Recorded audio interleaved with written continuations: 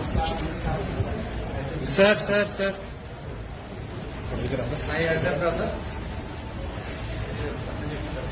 Sir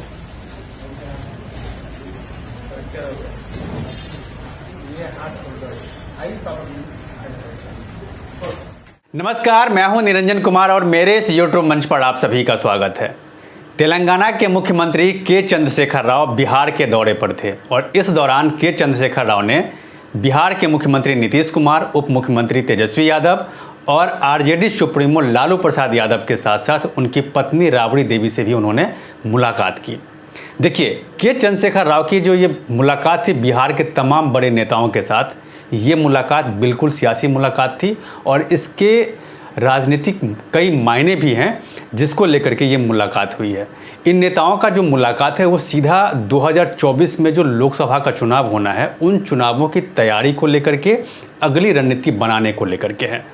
और इसी सिलसिले में के चंद्रशेखर राव ने बिहार के मुख्यमंत्री नीतीश कुमार से मुलाकात की, आरजेडी के सुप्रीमो लालू प्रसाद यादव से मुलाकात की उन्होंने, ताकि अगली रणनीति पर काम किया जा सके। क्योंकि देखिए, के चंद्रशेखर राव जो हैं वो नरेंद्र मोदी के धुर विरोधी हैं और आपने देखा भी होगा समय समय पर के चंद्रशेखर राव ने लगातार नरेंद्र मोदी के अगेंस्ट में काफ़ी कुछ कहा भी है।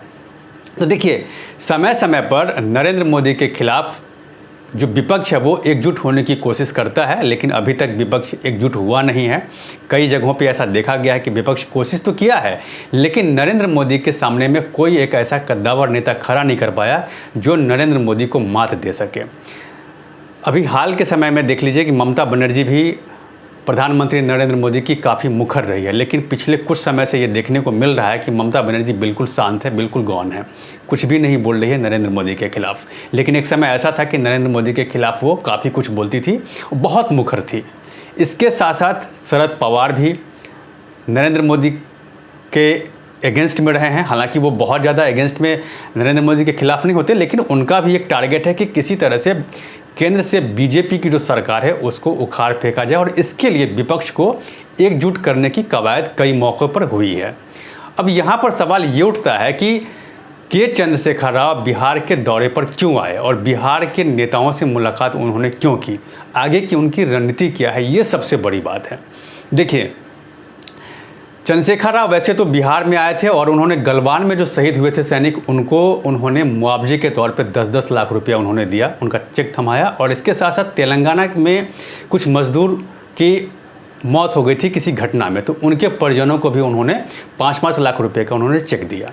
लेकिन ये सिर्फ आने का एक मकसद था, लेकिन मकसद इसके पीछे जो था वो सियासी मकसद है कि कैसे विपक्ष को एकजुट किया जा सके। क्योंकि अभी हाल के दिनों तक नीतीश कुमार की जनता दल यूनाइटेड एनडीए के साथ थी, और जैसे ही नीतीश कुमार ने एनडीए का साथ छोड़ा, वैसे ही चंद्रशेखर राव को ये लगने लगा कि ये बहुत ही अच्छा मौका है कि जा कर के बिहार के नेताओं से मुलाकात किया जा सके।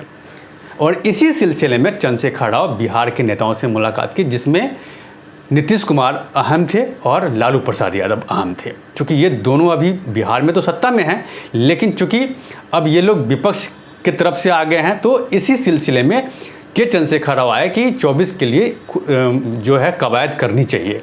अब देखिए, विपक्ष जो है वो देख रहा है कि किस तरह से एनडीए बिखर रहा है, ये भी सबसे बड़ी बात है, देखने वाली बात है और बहुत सोचने वाली बात है बीजेपी के लिए भी कि एनडीए जो है उनका धीरे धीरे कमज़ोर हो रहा है। सबसे पहले देख लीजिए, सबसे पहले तो आंध्र प्रदेश में नायडू अलग हो गए थे एनडीए से, एक समय हो गया, लंबा समय हो गया नायडू के अलग हुए। उसके बाद महाराष्ट्र की बात करें तो महाराष्ट्र में भी शिवसेना ने एनडीए का साथ छोड़ दिया था। अभी भी तल्खी बहुत बढ़ गई है, तो इसमें कोई दो राय नहीं है कि वो अब दोबारा एनडीए में शायद लौटे। इसके साथ साथ पंजाब की अगर बात करें तो पंजाब में भी शिरोमणि अकाली दल ने किसान बिल को लेकर के उन्होंने एनडीए के साथ गठबंधन तोड़ लिया था। इसके बाद बिहार का नंबर आता है, बिहार में भी नीतीश कुमार एक सहयोगी थे, अहम सहयोगी थे, तो इन्होंने भी अभी हाल ही में एनडीए का साथ छोड़ दिया है और वो विपक्ष के साथ चले गए। तो अब यहाँ पर सवाल ये उठ रहा है कि बीजेपी के साथ जितने भी जो उनके सहयोगी थे, क्षेत्रीय सहयोगी जो थे, क्षेत्रीय जो राजनीतिक पार्टियाँ थी, जो बड़ी बड़ी पार्टी थी, चाहे वो जनता दल यूनाइटेड हो, शिवसेना हो महाराष्ट्र की, या फिर पंजाब की शिरोमणि अकाली दल हो, या फिर चंद्रबाबू नायडू हो, जो आंध्र प्रदेश में के मुख्यमंत्री एक समय में रहे थे। तो ये सब जो अलग हुए हैं, तो विपक्ष को कहीं ना कहीं लग रहा है कि ये लोग आखिर उन्हीं के पास आए हैं और क्यों नहीं एक साथ मिलकर के एक नई रणनीति बनाया जाए और 2024 में नरेंद्र मोदी को टक्कर दिया जाए। तो नरेंद्र मोदी को टक्कर देने की बात तो समय समय पर होती रही है, लेकिन अभी तक उनके मुकाबले में कोई कैंडिडेट खड़ा नहीं हुआ है। अब यहाँ पर देख लीजिए, ममता बनर्जी भी प्रधानमंत्री नरेंद्र मोदी की मुखर विरोधी है और उनको भी कहीं ना कहीं लग रहा है कि 2024 में जो लोकसभा के चुनाव होने वाले हैं, तो वो खुद को अपने आप को वो प्रधानमंत्री की उम्मीदवार अब समझती है। और अगर देखा जाए तो पश्चिम बंगाल में सिर्फ लोकसभा की 42 सीटें हैं। तो 42 सीट से कोई लोकसभा कोई अगर प्रधानमंत्री का अगर सपना अगर देख रहा हो तो मेरे ख्याल से ये सपना उसका पूरा नहीं होने वाला है। लेकिन चूँकि ममता बनर्जी को लग रहा है कि विपक्ष को कांग्रेस जो है वो एकजुट नहीं रख पाई है, तो वो विपक्ष की अगुवा बनने की कोशिश की थी और इसको लेकर के काफ़ी मुखर थी कुछ समय पहले तक। लेकिन अभी ममता बनर्जी बिल्कुल शांत बैठी हुई है। दूसरी तरफ उत्तर प्रदेश की अगर बात करें तो उत्तर प्रदेश में लोकसभा की 80 सीटें हैं और ऐसा कहा जाता है कि अगर आपको दिल्ली की सत्ता चाहिए तो उसका रास्ता जो है वो उत्तर प्रदेश से होकर के आता है। मतलब सीधा है कि उत्तर प्रदेश और बिहार की जो 40 सीटें हैं, तो ये दोनों मिलाकर के लोकसभा अगर देखा जाए तो लोकसभा की 120 सीटें हो जाती है। मतलब 120 सीट पर जिसका कब्जा हो गया तो उसकी दावेदारी थोड़ी सी मजबूत हो जाती है। इसीलिए यहाँ पर ममता बनर्जी को भी ये लग रहा है कि अखिलेश यादव उनके समर्थन में है। और अभी क्या हुआ कि नीतीश कुमार ने एनडीए का साथ छोड़ दिया और नीतीश कुमार चले गए लालू प्रसाद यादव के साथ, तो कहीं ना कहीं यहाँ पर भी बेनिफिट उनको मिलने वाला है। दूसरी तरफ शरद पवार हैं। शरद पवार ये तो नहीं कहते कि जो वो प्रधानमंत्री बनेंगे, वो कह रहे हैं कि जो हमारी तो अब उम्र ही खत्म हो गई है, लेकिन उनके अंदर प्रधानमंत्री बनने की लालसा अभी भी है और वो प्रधानमंत्री बनना चाहते हैं, लेकिन वो अपने पत्ते नहीं खोलते। ये सबसे बड़ी बात है। अब यहाँ पर सवाल ये उठता है कि जो तीसरे मोर्चे की गठन की जो बात समय समय पर होती रही है, तो यहाँ पर यह है कि कांग्रेस को उस मोर्चे में शामिल किया जाएगा या नहीं, क्योंकि ममता बनर्जी कांग्रेस के अगेंस्ट में रही है। वो नहीं चाहती कि उसके साए में, उसके छाते के नीचे जो है ना लोकसभा का चुनाव लड़ा जाए और राहुल गांधी को प्रधानमंत्री का उम्मीदवार बनाया जाए। ममता बनर्जी बिल्कुल भी नहीं चाहती। और दूसरी तरफ ये भी बात है कि बिना कांग्रेस को लिए हुए विपक्ष एकजुट हो नहीं सकता है। ये भी बहुत बड़ी बात है।